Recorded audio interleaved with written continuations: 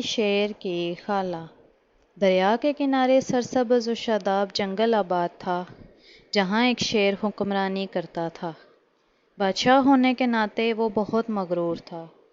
اس علاقے میں کسی دوسرے شیر کو حملہ کرنے کی ہمت نہ تھی۔ ایک دن شیر اپنے وزیروں کے ساتھ جنگل کے دورے پر نکلا۔ اس کی ملاقات خالہ بلی سے ہوئی۔ شیر نے پوچھا، خالہ بلی، یہ تمہارا حال کس نے کیا ہے؟ بلی نے بتایا، جب سے مجھے انسانوں نے پکڑا ہے، میرا یہ حال کر دیا۔ رستے میں ان کا ٹکراؤ ایک لکڑہارے سے ہوا، جو لکڑیاں کاٹ رہا تھا۔ لکڑہارے کو دیکھتے ہی بلی نے کہا، یہ انسان ہے۔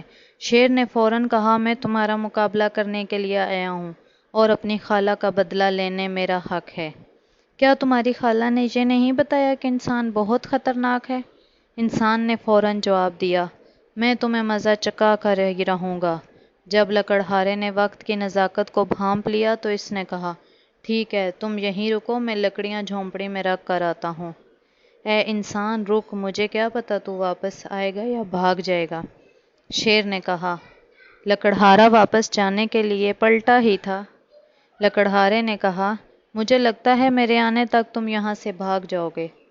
یہ بات سن کر شیر ہنسنے لگا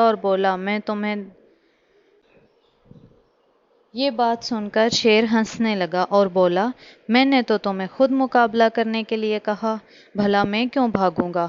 لکڑہارے نے کہا، نہیں، مجھے تمہاری بات پر یقین نہیں ہے۔ شیر نے پریشانی کے عالم میں خالہ کی طرف دیکھا۔ خالہ نے ترکیب سوچی اور کہا، ایسے کرتے ہیں، شیر کو اس درخت سے باندھ دیتے ہیں۔ چنانچہ شیر اس ترکیب میں مان گیا۔ جوں ہی شیر درخت سے باندھا گیا، لکڑہارے نے موٹی لکڑی اٹھائی اور شیر کی پٹائی شروع کر دی، اور پورے جنگل میں شیر کی چیخ و پکار سنائی دینے لگی۔ اچھی طرح شیر کو پیٹنے کے بعد لکڑہارے نے کہا کہ بلی، اپنے بھانجے کا خیال رکھو، میں ابھی آتا ہوں۔